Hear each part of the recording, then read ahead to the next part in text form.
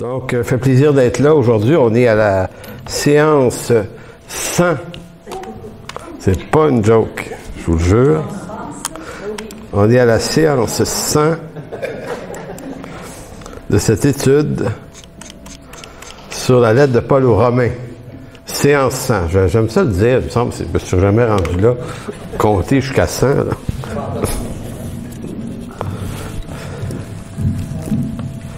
Bon, comme ça, on va être mieux. Excusez, manutention, il est pas serré assez. Bon, là, je suis correct. Fait que je l'ai étudié qu'on était rendu à la séance 100, j'ai oublié. Donc, bienvenue à tout le monde, c'est une bénédiction. C'est une annonce qu'on va faire pour l'Église en particulier aussi tout à l'heure quand on va être en privé, mais on vous annonce que le 26 novembre prochain, il y a un concert avec Marjolaine Duguay ici, qui va avoir lieu dans l'après-midi. Donc, vous pouvez venir, ça va être on vous demande d'arriver entre 1h puis 1h30, mais le concert commence à 2h parce qu'on a des amis qui vont venir de d'autres assemblées. Donc, pour cette raison-là, on donne le temps à ceux qui sont dans des églises le matin de se rendre ici. Donc, venez en grand nombre, ça va être un concert, c'est pas un concert de louanges, c'est pour la majorité des chants, ça va être des compositions. On en a fait 2 la semaine dernière, vous avez vu un petit peu la qualité de la production que Marjolaine peut faire, autant au niveau musical que des textes. Donc, c'est un concert qu'on va présenter ici. Donc, ça va être une bénédiction, ça va bénir Marjolaine, ça va vous bénir aussi. Donc, réservez ça dimanche 26 décembre, 14h, ça va. C'est quoi je viens de dire?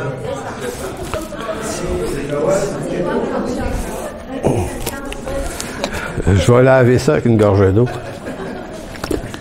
Donc, on m'a dit que je m'étais trompé. Effectivement, c'est pas décembre, c'est novembre. Donc, pour le reste, bienvenue à cette 100e séance, il faut que je le dise plusieurs fois, de la lettre de Paul aux Romains, qu'on devrait terminer en 2023, mais en 2024, en janvier prochain, on commence une nouvelle série qui va être sur l'Évangile de Jean. Donc, encore là, on va être pendant probablement 3 ans. C'est ça que ça a pris pour Romain. Puis Jean est plus grand et plus long. En tout cas, on va essayer de pas faire ça 5 ans quand même. Mais de toute façon, l'approche qu'on a dans l'enseignement, c'est de pas choisir nous-mêmes des thématiques, mais de laisser un livre de la Bible choisir pour nous, en parcourant le texte. Donc, ça permet d'exposer beaucoup de faits bibliques importants que si on avait le choix, quelquefois, on n'aborderait pas. Donc, voilà la raison pourquoi on fait ça. Donc, Évangile de Jean, ça va être ça. Puis, les études du jeudi soir, en ce moment, je fais une étude qui s'appelle « La persécution, l'Église et le disciple », qui va se terminer quelque part au début décembre. Décembre, oui, c'est ça, je ne vais pas me tromper de mois encore.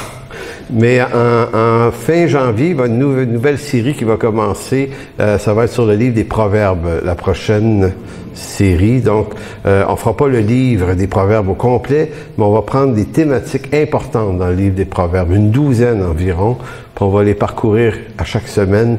Ce livre des Proverbes, c'est un livre extrêmement complet qui parle de tellement de choses en rapport avec la sagesse. Donc, pour aujourd'hui, on est dans Romains 15, verset 4. Donc, je vous lis le texte. Or, tout ce qui a été écrit d'avance, donc tout ce qui a été écrit d'avance, mettez-vous dans la perspective de l'apôtre Paul. Le Nouveau Testament n'est pas encore complété au moment où il écrit ça. Donc, lui, il a en tête l'Ancien Testament. Donc, tout ce qui a été écrit d'avance l'a été pour notre instruction, afin que par la patience et par la consolation que donne l'Écriture, ou les Écritures, nous possédions l'espérance. L'espérance, c'est la chose que tous les humains recherchent. Avoir de l'espoir, parce que ce monde instable nous en donne peu. Donc, ce qu'il y a de particulier avec notre Dieu, c'est qu'il fait toutes choses avancer. Ça, c'est intéressant parce que Paul dit, ça a été écrit d'avance. Ça a été écrit d'avance en vue de quoi? Ben, pour notre instruction, afin que par la patience et la consolation que donne l'Écriture, donc l'Écriture donne de la patience et de la consolation, nous possédions l'espérance. Donc, l'objectif que l'apôtre Paul nous donne ici, nous dit, c'est que nous possédions de l'espérance. Cette chose tant recherchée. Donc, c'est pourquoi que je dis, ce qu'il y a de particulier avec le Seigneur, c'est qu'il fait toute chose d'avance, mais afin que nous, dans le moment présent, que ce soit le présent de Paul ou de nous, 3 siècles plus tard, nous n'ayons pas à produire par nous-mêmes tout ce que Dieu a écrit d'avance dans sa souveraineté. Donc, ce qui est réconfortant avec Dieu, c'est qu'il ne s'agit pas pour nous de faire arriver les choses. Dieu a déjà écrit d'avance, il a déjà choisi d'avance. Il a même choisi d'avance des œuvres afin que nous les mettions en pratique. Donc, ça fait pas mal d'affaires que Dieu fait d'avance. Donc, la vie chrétienne, c'est pas qu'est-ce qu'on pourrait bien faire pour aider Dieu à faire arriver quelque chose de différent dans ce monde. Moi, quand je vois des gens qui se mettent à la poursuite de la fin des temps en vue de bloquer l'antéchrist qu'il dénonce qui va venir, je suis là, ben si tu veux croire ça absolument comme ça, crois-le, mais de toute façon, si l'Écriture dans ta lecture te dit qu'il va venir, tu perds ton temps à essayer de l'empêcher. Il y a vraiment des chrétiens qui abordent la question de façon étrange. C'est comme si leur implication va changer des choses. En fait, Dieu est suffisamment souverain pour changer les choses quand lui le veut. Donc, notre marche avec Dieu, dans la vie de tous les jours, ne consiste pas à faire découvrir à Dieu, ni aux chrétiens, ni à son Église, la grandeur de nos bonnes œuvres, ni même l'ardeur de notre fidélité pour montrer à quel point on est extraordinaire, nous, comme chrétiens, comme Église. Mais l'objectif que Dieu nous donne par sa parole, c'est de nous faire comprendre la grandeur de son œuvre et sa fidélité à lui envers nous.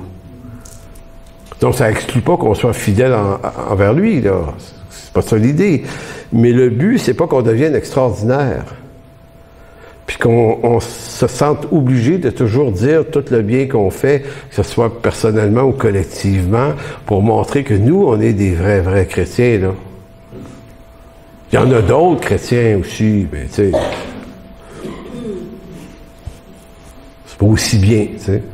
Et on a beau se dire, c'est idiot de se dire une chose pareille, que ça nous pogne facilement, ce genre d'affaires-là. Qui de vous a jamais pensé ça, là, ici?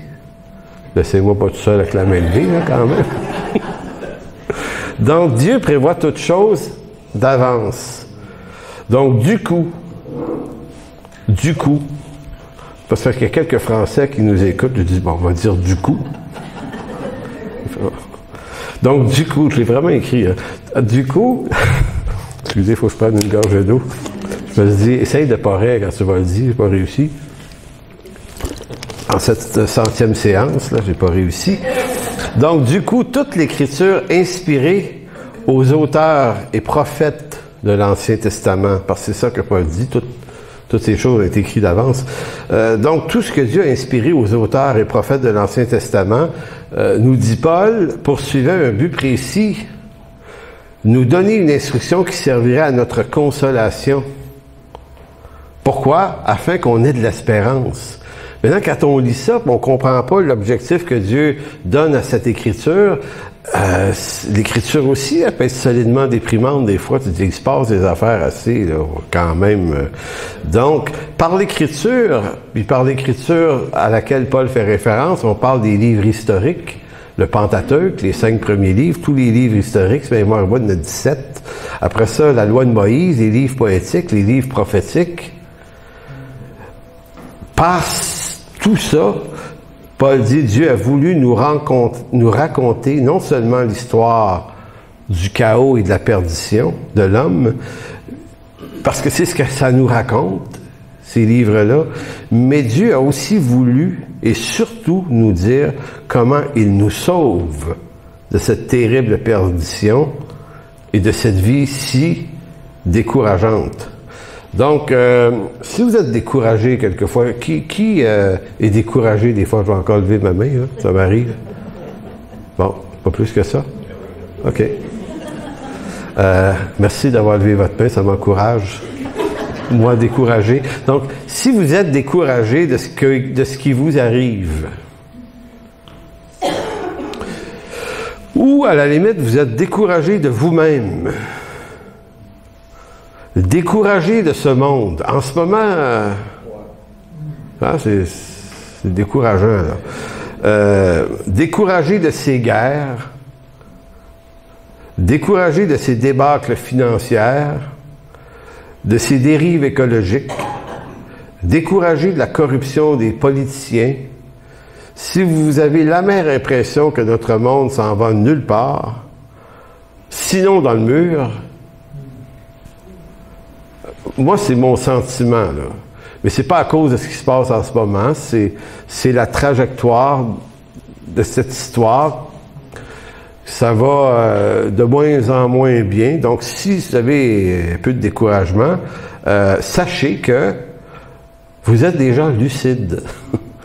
Vous êtes lucides. Car plus on regarde ce monde, moins on y trouve de l'espoir. Donc, ce qui ramène le texte de Paul dans Romains 15, Dieu a écrit d'avance ces choses pour qu'on ait de l'espérance. Donc, notre espérance, c'est certainement pas en pensant que ce monde va régler ses affaires. Ce monde va se détruire de plus en plus. Vous savez, je suis historien de formation, moi, puis ce qui m'a intéressé, c'est la montée du progressisme à partir des années 1500. Donc, on invente en 1500 quelque, en 1456, je pense, mais c'est pas grave la date. Gutenberg invente la machine, l'imprimerie, donc l'appareil qui permet d'imprimer, de dupliquer des documents sans plus être obligé de les écrire à la main. Et ça a révolutionné le monde de cette période-là. On a multiplié par 60, puis ensuite par 100, puis après ça par 1000, la capacité de produire des ouvrages qui allaient permettre à de plus en plus de gens de s'instruire. Puis on s'est dit, après ça, le monde va aller mieux parce que plus instruit. On disait, le problème de la méchanceté, de la violence de l'homme dans le monde, c'est parce qu'il n'est pas instruit. L'homme est brut. Pas instruit, il est cave. Fait qu'il règle tout par ses points, puis il casse des gueules quand ça fait pas son affaire. Mais on disait ça, c'est un problème qui est relié à l'ignorance. Donc, l'idée du siècle des Lumières, le 18e en France, c'était « Instruisons le plus grand nombre de gens possible et nous aurons un monde en paix. » Parce que plus instruit, il va être plus paisible, plus intelligent. Pas vrai? Et arrive toute la révolution scientifique où on commence à comprendre les mécanismes de la vie, mais également les mécanismes de la matière. Et là, on comprend comment trafiquer des substances, l'arrivée de la chimie. Puis on invente des affaires, puis on augmente l'espérance de vie de l'homme par des médications, des médicaments. Donc, on veut le bien. Ces gens-là voulaient améliorer les conditions de vie de l'homme en vue de créer un monde en paix. C'était ça l'objectif, puis c'était un objectif honnête. L'instruction, la science. Les deux, là, ensemble, égalent le progrès, et progrès égale paix. Donc, au 19e siècle, on invente tellement de choses. C'est un des siècles les plus productifs de l'histoire de l'humanité. En 1859, on passe un fil en Angleterre qui a 5-6 000 kilomètres de long, un câble. Et ils ont fait un câble de 5 ou 6 000 kilomètres de long. Pas l'année passée, en 1859. Un fil. Ils ont mis ça sur des gros bateaux, puis ils ont déroulé le fil dans le fond de l'océan Atlantique, tranquillement. Ils ont déroulé le fil, puis ils ont emmené ça jusqu'à Terre-Neuve. Et c'était la première fois qu'on a inventé un système capable de communiquer entre les deux continents par le code Morse. Tic, tic, tic, tic. On pouvait envoyer des messages. Avant ça, envoyer une lettre là, à ta belle-mère qui vient en Angleterre, là. Avec des pigeons, oui, ils se rendaient dessus, tu penses? Hey, ça prenait, par bateau, ça prenait des mois avant que la belle-mère ait ta lettre, puis le temps qu'elle te réponde. Je sais pas pourquoi la belle-mère. T'envoies-tu des lettres à ta belle-mère? tout cas, à quelqu'un. Mais imaginez la chose. Et là, tout à coup, avec cet appareil-là, quelques minutes, on peut envoyer des communiqués. C'est sûr que c'est pas comme le téléphone. Mais donc, le génie de l'homme est phénoménal. C'est vraiment, vraiment extraordinaire. Moi, là, quand je m'intéressais aux missions Apollo, comment ils ont fait pour savoir la quantité d'air, d'oxygène qu'il y avait en dehors de la Terre, parce qu'il y en a un petit peu. Fait qu'ils ont été capables de bâtir des moteurs à propulsion qui tenaient compte de la densité du peu d'oxygène qu'il y avait là. Ils savaient. Les mathématiciens ont fait ça. Moi, ça me dépasse à quel point l'homme est génial, puis intelligent, puis capable de créer des machines, puis des affaires phénoménales. Puis l'homme, dans son cœur au départ, a pour objectif d'améliorer le monde, puis vous pouvez pas dire que c'est pas vrai, c'est ça qu'il cherche à faire, améliorer le monde. Mais le problème, c'est que tout ce que l'homme invente, comme la dynamite par Fred Nobel dans les années 1870, lui invente la dynamite, mais lui, c'est pour aider les travailleurs des chemins de fer à être capables de passer les chemins de fer partout. Lui, c'est ça son intention.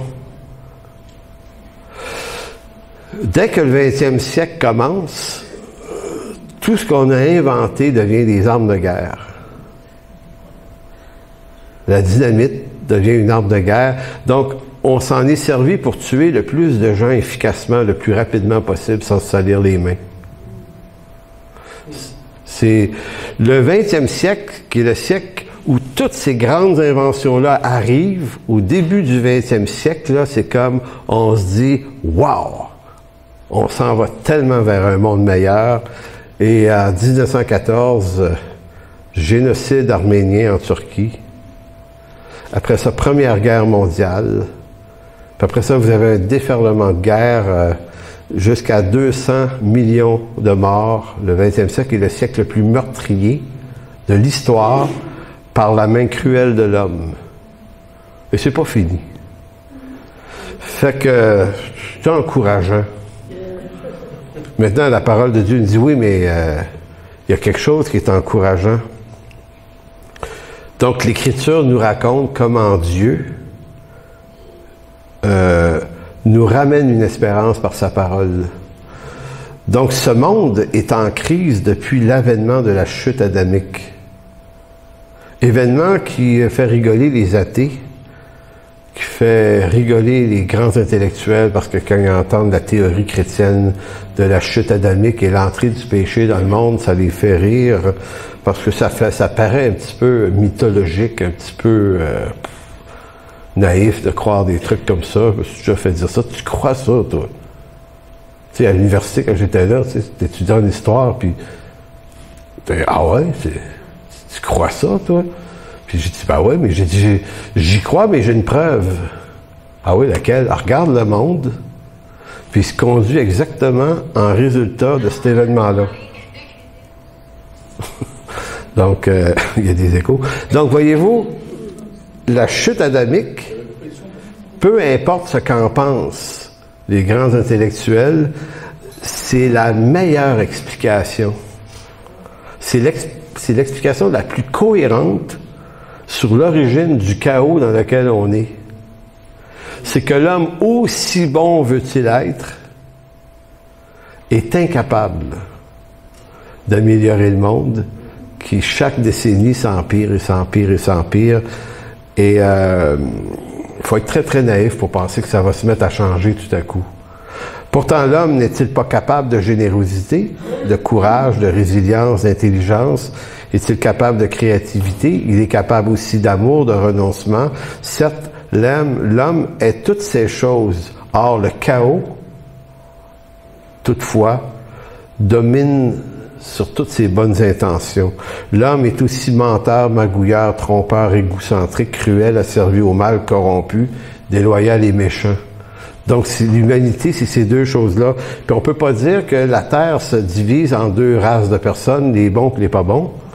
On se promène d'un côté puis de l'autre. Nous-mêmes.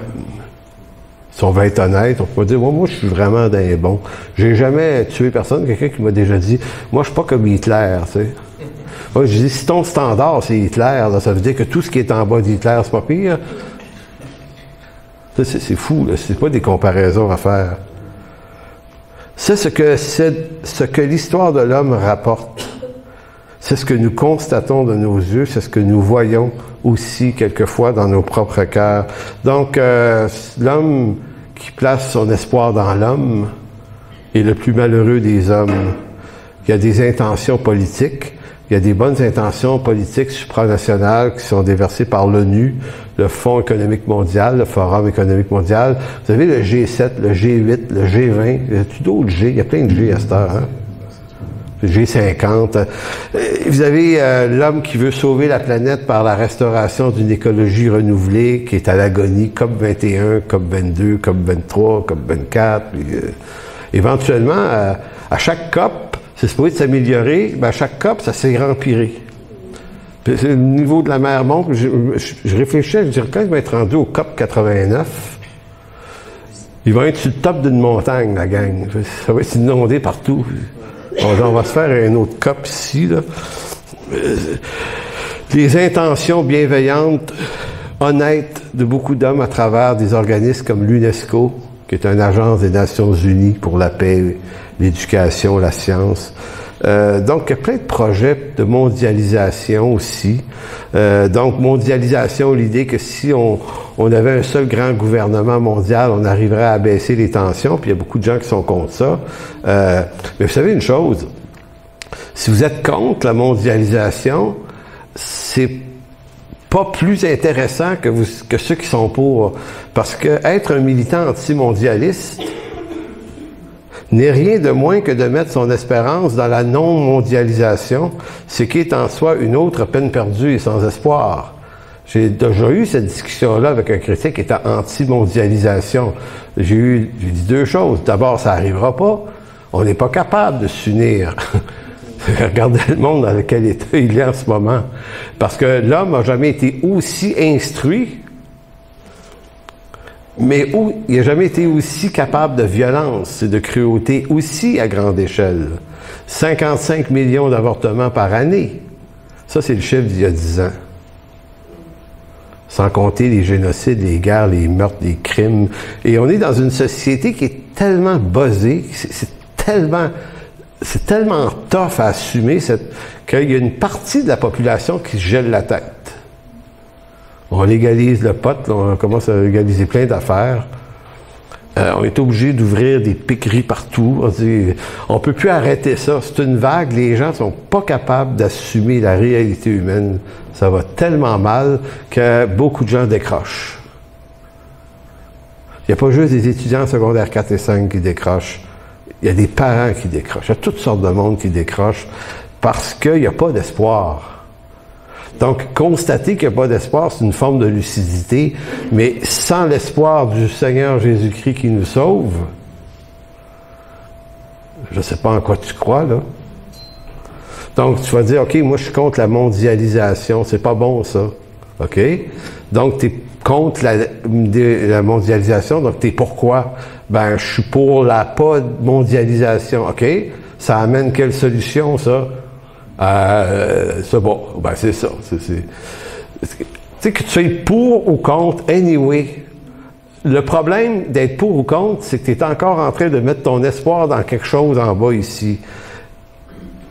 Tournez dans Jérémie 17. Puisque Paul disait, ces choses ont été écrites pour notre instruction, afin que nous possédions l'espérance. Je peux le verser un peu, là. Jérémie, c'est un texte qu'on connaît bien dans l'Ancien Testament. Ainsi parle l'Éternel, maudit soit l'homme qui se confie dans l'homme, qui prend la chair pour son appui et qui détourne son cœur de l'Éternel. Il est comme un misérable dans le désert, il ne voit point arriver le bonheur. Il habite des lieux brûlés du désert, une terre salée et sans habitants. Verset 7. Mais béni soit l'homme qui se confie en l'Éternel et dont l'Éternel est l'espérance. Qu'avait dit Paul dans Romains 15, 4? Que le but, c'est l'espérance. Béni soit l'homme qui se confie en l'Éternel et dont l'Éternel est l'espérance. Il est comme un arbre planté près des eaux qui étend ses racines vers le courant. Il n'aperçoit point la chaleur quand elle vient. Son feuillage reste vert. Dans l'année de la sécheresse, il n'a point de crainte. Il ne cesse de porter du fruit. Donc, c'est pas parce que notre monde est chaotique et désespérant que nous, on doit être vidé de tout espoir. Et si on participe au désespoir de cette vie, c'est peut-être parce qu'on se nourrit pas suffisamment de la parole qui devrait restaurer notre espoir, mais dans autre chose que dans l'homme. Psaume 84, verset 10. Toi, tu es notre bouclier. Vois, ô Dieu, et regarde la face de ton oint. Mieux vaut un jour dans tes parvis que 1000 ailleurs. Je préfère me tenir sur le seuil de la maison de mon Dieu plutôt que d'habiter sous la tente de la méchanceté. Qu'est-ce qu'on peut comprendre de ce texte-là pour notre temps aujourd'hui? C'est que si ça te démoralise la méchanceté de ce monde, ben, fixe tes regards dans les parvis du Seigneur. Car l'Éternel est un soleil et un bouclier. L'Éternel donne la grâce et la gloire. Il ne refuse aucun bien à ceux qui marchent dans l'intégrité. L'Éternel des armées, heureux l'homme qui se confie en toi. Donc, posséder l'espérance. Romains 15.4. Je relis le texte de Romains 15.4. Or, tout ce qui a été écrit d'avance, c'est ce qu'on vient de lire, l'a été pour notre instruction, afin que par la patience et la consolation que donnent les Écritures, nous possédions l'espérance. L'espérance, le mot du texte original nous parle, ce que c'est l'espérance, c'est une attente joyeuse. Donc, est-il possible d'avoir une attente joyeuse malgré le chaos qui nous entoure? Puis en passant, le chaos, c'est pas ici au Québec qu'on le subit le plus. France et moi, hier, on soupait avec des personnes qu'on a rencontrées via ses cours. Elle est enseignante de français pour des immigrants. Puis on était invités par un couple qui peut-être nous écoute aujourd'hui d'ailleurs. Vous avez dit qu'ils nous écouteraient peut-être. Puis ils viennent d'un pays où c'est que ça brasse. Là. Puis ils nous disaient à quel point on est bien ici. Ils ont une petite fille, là. Ils disent, on est content pour notre petite fille. Elle peut aller à l'école, là, gratuitement. Et chez nous, c'est une fortune. Instruire notre enfant pour lui donner une instruction pour qu'il fasse quelque chose de sa vie. Ici, l'autobus vient la chercher devant la maison. Ces gens-là sont admiratifs de la grâce qu'on a de vivre dans un pays où coule le lait et le miel. Ça m'agace, les chrétiens qui gossent contre nos gouvernements tout le temps. Il faudrait les envoyer quelque part dans le monde, passer une petite année, là. Tu regardes, on va t'amener une place. Là. Ça va pas trop bien, là. Puis dans 1 an, tu vas être guéri de ta folie. Ça va aller mieux. C'est pas que ça va extrêmement bien ici, il y a des problèmes, c'est gros problème. Le maire de Québec s'ostine avec monsieur le premier ministre pour le tramway. Okay, ça va mal, là. Ça va mal, là. Il y a le REM qui a eu une petite panne cette semaine. Hey, ça va-tu mal au Québec? Ça va mal. C'est effrayant comment ça va mal. Qu'est-ce qu'il y a d'autre comme problème? Hein? Le 3e lien, ouais. Puis les hôpitaux. C'est pas que ça va super effrayamment bien, mais je veux dire, c'est comme... moi, je suis allé 8-9 fois en Afrique, et puis ça m'a guéri, là. J'ai vu une madame qui avait marché 4-5 heures venir à l'église une fois avec ses enfants. Le pasteur là-bas, Koudjo, me disait, elle vient de... Elle part à 6 heures le matin, elle. Elle dit à 10 heures. À pied. 4 heures. Tu sais, c'est comme... Je me souviens, puis là, je voyais que c'était la réalité des gens dans cette église-là, et j'avais un curieux sentiment, quand j'ai prêché là, j'avais l'impression d'être indigne de leur adresser la moindre parole. Je me disais, hey, chez nous, là, on fait pas ça, là. Ça nous en prend pas gros pour trouver ça compliqué. Donc, même si la vie est difficile et désespérante à cause de la faiblesse humaine, de tous les guerres, les conflits en ce monde, nous croyants, nous les chrétiens, on devrait être des porteurs d'espérance, parce qu'on a une réelle espérance. L'espérance, c'est que le Seigneur va revenir nous chercher, et il va revenir nous chercher sans nos fautes en plus. On a vraiment une super espérance. Qui a des faiblesses et des fautes dans sa vie? On va nommer les pas. Levez la main. On a levé les deux mains. Lever le pied, ouais, c'est lever tout ce qui lève. Et moi, la bonne nouvelle, là, c'est, je ne le dis pas, là, mais Hébreux 9, 27-28, qui dit, lorsque le Seigneur va revenir, il va revenir sans nos péchés. Et je dis, hey, boy, c'est-tu cool, ça? Il revient sans nos péchés. Y avez-vous pensé? Il revient sans nos péchés.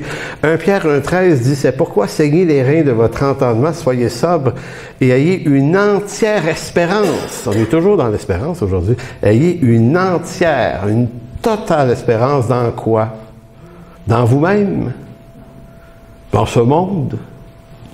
Non, dans la grâce qui vous sera apportée lorsque Jésus apparaîtra. Donc, j'attends un Jésus. En fait, je suis attendu plutôt, c'est plutôt ça, par un Seigneur et Sauveur qui m'attend dans sa grâce. Il ne m'attend pas qu'une brique et un fanal. Tu sais, comme si le Père disait, quand je sais que mon fils est mort pour tes péchés, mais j'ai tellement envie de t'en sacrer une pareille, parce que c'est tellement épais. Tu sais, on peut, peut-être, tu dis, je te pardonne, mais je t'en sacrais une bonne pareille. Tu sais, bon. Non, il ne nous attend pas comme ça. Le prix payé par le Christ à la croix est hautement suffisant pour que le Seigneur nous accorde sa grâce, sa bonté et son amour en toute éternité. C'est ça la grâce de Dieu. Donc, c'est ça notre espérance. Notre espérance, c'est pas que ce monde va s'améliorer parce que nous supportons à chaque jour, nous supportons la pesanteur de nos fautes. Alors, ou bien on se décourage, il y a trois choix.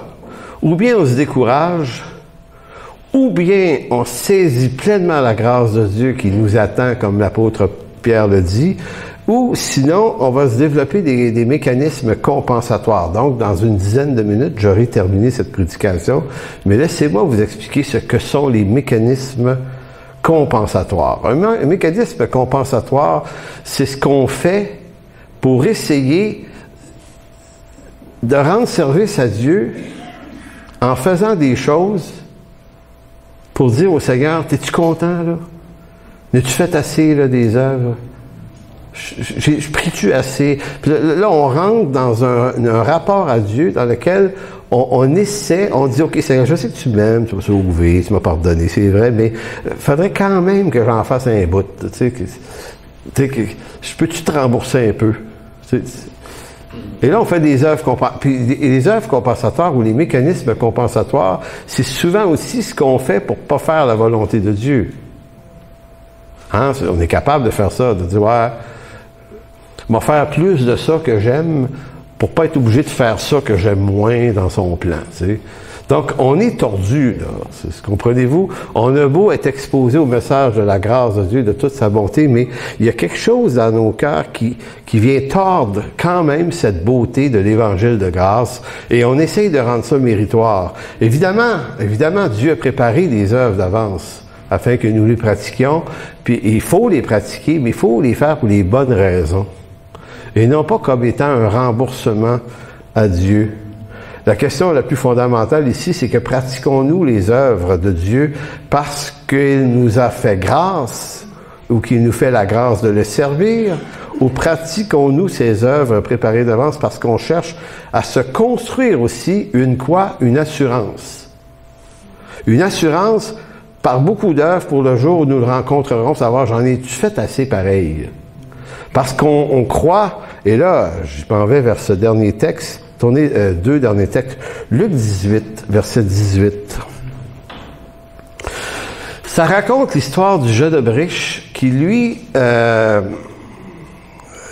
moi j'ai entendu à plusieurs reprises ces textes-là être utilisés pour faire ce que je vais appeler du capitalisme évangélique. C'est-à-dire que quelqu'un vous dit comme ça, il est écrit dans les textes bibliques que si on donne beaucoup, financièrement, tu sais, quelqu'un de riche, je dis, moi, je vais donner beaucoup à l'œuvre de Dieu parce que le Seigneur va me le rembourser au centuple. C'est beaucoup d'intérêt. Tu peux pas donner ça, hein? Bon, au centuple, je vais vous donner ce que ça veut dire au centuple, là, c'est que au centuple, c'est multiplié par 100. Donc, vous investissez 1000 $. 1000 $ multiplié par 100, ça fait combien? 100 000. Donc, dans la banque de Dieu, le gars m'avait dit, il y a beaucoup de chrétiens qui croient ça, qui m'avaient dit, hey, quand tu investis là, dans la banque de Dieu, tu mets 1000 à 100 000, tu sais. On comprend que la valeur financière en haut, en bas, pas pareil, là, mais hey, c'est payant, m'a donné beaucoup, moi. Tu sais, dans ce monde, si tu mets 1000 $ pour un an, c'est quoi, 5% d'intérêt, t'as 50 $ de plus. C'est intéressant. T'as 50 $ de plus ici-bas. En haut, t'as 95 000 de revenus. C'est fou. Fait qu'il y a des chrétiens riches qui se sont dit, hey, investir en haut. Tu te dis, ouais, OK. C'est parce qu'il y a quelque chose qu'il faut comprendre. Donc, Luc 18, 18, un chef interrogeant Jésus, il dit, bon maître. Là, il était riche, lui, là. Il dit, que dois-je faire pour hériter la vie éternelle? Jésus lui répondit, pourquoi m'appelles-tu bon? Il n'y a de bon que Dieu seul. Tu connais les commandements, tu ne commettras point d'adultère, tu ne tueras point, tu ne déroberas point, tu ne diras point de faux témoignages, honore ton père et ta mère. J'ai dit-il observé toutes ces choses de ma jeunesse. Alors Jésus, ayant entendu cela, lui dit, il te manque encore une chose, vends tout ce que tu as et distribue-le aux pauvres. Et tu auras un trésor dans les cieux. Puis viens et suis-moi. Lorsqu'il entendit cela, ces paroles, il devint tout triste car il était riche. Donc, vous voyez, là, donc ici, on s'arrête de dire, il dit à ce gars-là, toi, là, donne tout ça. Hey, tu veux-tu un trésor en haut? Veux-tu un bon placement? Le gars dit, ouais, c'est quoi? Donne tout ce que tu as aux pauvres. Placement en haut. Je vous dis, ça a l'air de ça qu'il est en train de dire, mais c'est pas exactement ça. Parce que le trésor dans les cieux, il est destiné à tous. Alors si on dit c'est juste le riche qui donne beaucoup, qui a un trésor plus grand que les autres, on est en train de ramasser le capitalisme nord-américain et occidental, on met ça dans l'Évangile. Ça a fait... Écoutez, il faut donner. C'est le cœur de Dieu. Mais si on donne dans cet esprit-là, c'est pas l'esprit que le Seigneur voulait dire. Et pourquoi? Verset 28 du même texte. Si les apôtres ils entendent ça, ils entendent un gars riche qui se fait dire qu'il va avoir un trésor dans les cieux s'il donne tout, puis c'est des vrais hommes. Eux autres sont pas riches, puis là, ils se grattent la tête.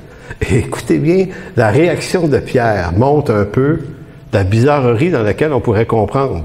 Pierre se mit à lui dire, voici, nous avons tout quitté et t'avons suivi. Tant d'autres mots, nous, on n'a pas donné grand-chose. D'autres, on a juste quitté ce qu'on avait. Alors Jésus répondit, je vous le dis en vérité, il n'est personne qui ayant quitté à cause de moi et à cause de la bonne nouvelle, sa maison, son frère, sa sœur, sa mère, son père, ses enfants et ses terres, ne reçoivent au centuple. Là, on n'est plus dans l'argent, là. Je ne sais pas si vous avez vu la passe, là. C'est pas une question de somme. Ne reçoivent multiplié par 100, présentement, dans ce siècle-ci, des maisons, des frères, des sœurs, des mères, des enfants et des terres avec des persécutions. Et dans le siècle à venir, la vie éternelle. Plusieurs des premiers seront les derniers, et plusieurs des derniers seront les premiers. Donc, nous, on a pensé que c'était un investissement multiplié par 100. Là, je vous dis, c'est peut-être pas votre cas. J'ai entendu vraiment des croyants lancer cette idée-là. Je soutiens beaucoup d'affaires parce que je vais être remboursé au centuple. Et moi, à l'époque, je disais, une bonne idée. Si tout est investi dans nos projets, on va te le faire à croire, tu sais. Tout le monde a le droit au même trésor dans le ciel parce que le ciel n'est pas capitaliste. Ça n'aurait aucun bon sens que Dieu, dans ce monde injuste, ait fait en sorte qu'il y ait des très riches et des très pauvres et que les très riches ont exploité les pauvres et que les riches, quand ils se convertissent, peuvent investir dans le ciel pour être éternellement encore plus riches que les pauvres qui n'auront pas pu investir autant. Ça serait ça que ça veut dire. Fait que moi, pendant des années, je ne l'avais pas vu. Je me disais, puis dernièrement, j'ai allumé, je dis, c'est pas l'Évangile, ça. Pourquoi? Marc chapitre 12, verset 41. La réponse est là. Jésus, s'étant assis, vis-à-vis du tronc, regardait comment la foule y mettait de l'argent. On est encore dans le fric. On est 2 chapitres après l'histoire du riche, là. Plusieurs riches mettaient beaucoup. Alors tu dis, au centuple. Il vint aussi une pauvre veuve. Elle y mit 2 petites pièces, faisant 1/4 de sou. Là, tu dis, elle au centuple, ça vaut pas grand-chose rendu en haut, là, tu sais. On est tellement comme ça que les gens devaient regarder la pauvre madame et dire, pauvre, elle peut pas donner beaucoup. Et là, c'est comme, tu as envie de dire merci Seigneur de m'avoir fait si riche. Pour pouvoir, transporter mes gains si bas dans la banque d'en haut. C'est tellement niaiseux. Fait que plusieurs, les riches, mettaient beaucoup. Mais alors, Jésus, ayant appelé ses disciples, leur dit, je vous le dis, en vérité, cette pauvre veuve a donné plus qu'aucun d'eux.